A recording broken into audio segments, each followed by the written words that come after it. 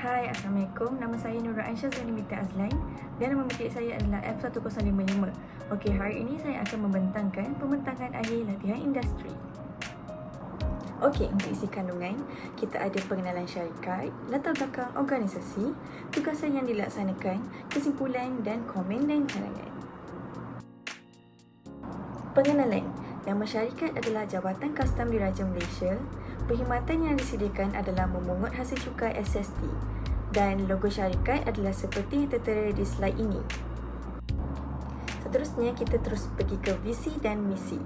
Okey, visi Jabatan Kastam adalah perkhidmatan kastam bertaraf dunia. Dan untuk misi pula, yang pertama, memungut hasil negara. Yang kedua, memberi fasilitas perdagangan. Dan akhir sekali, menguatkuasakan undang-undang demi kemakmuran negara. Okey, untuk latar belakang syarikat pula, Jabatan Kastam Diraja Malaysia yang diamanahkan untuk memacu pertumbuhan ekonomi, memelihara keselamatan negara dan kesejahteraan rakyat melalui perkhidmatan pungutan hasil fasilitas, perdagangan dan perindustrian serta memastikan pematuhan undang-undang secara cekap dan berkesan. Selain itu, sejarah menyaksikan pada zaman Kerajaan Melayu Melaka di abad ke-15, tugas memungut cukai kastam dikawal oleh Penghulu Bendahari. Undang-Undang The Revenue Farm Enactment No. 11 1904 kemudiannya memberikan tanggungjawab kepada pegawai kastam yang mengurus aktiviti kutipan cukai terhadap barangan import, minuman keras dan jualan candu melalui sistem tax farming. Seterusnya, setiap jabatan kastam di Malaysia mempunyai setiap bahagian ataupun cawangan di sesebuah jabatan tersebut.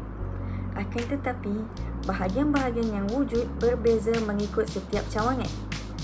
Saya adalah pelatih yang ditugaskan di cawangan cukai dalam negeri.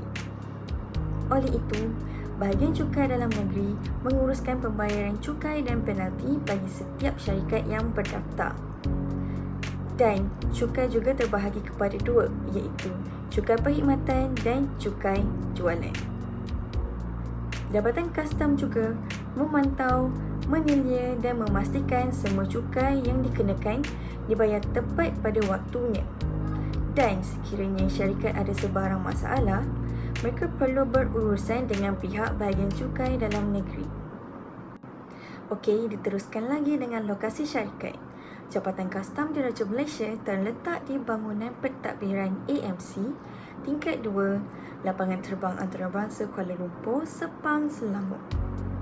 Jabatan Kastam mempunyai lokasi yang strategik kerana ia berada di tengah-tengah di antara Kelas A1 dan Kelas A2. Okey, seterusnya, tugasan yang dilaksanakan. Okey, berikutan adalah contoh gambar memproses laporan BOD. BOD adalah bil tuntutan SST.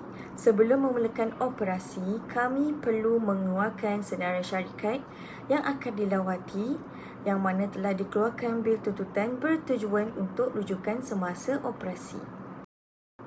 Tugasan yang kedua adalah contoh gambar menyertai operasi. Saya sebagai pelatih didedahkan dengan dapat menyertai operasi lawatan ke syarikat untuk menggesa syarikat yang berdaftar untuk membayar cukai SST. Tugasan akhir adalah menyediakan AR register.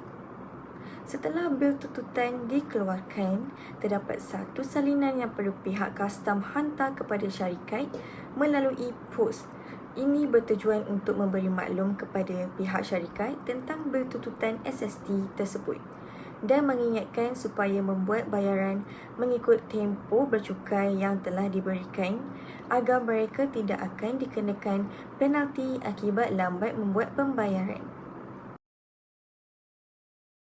Okey, kita teruskan lagi dengan kesimpulan.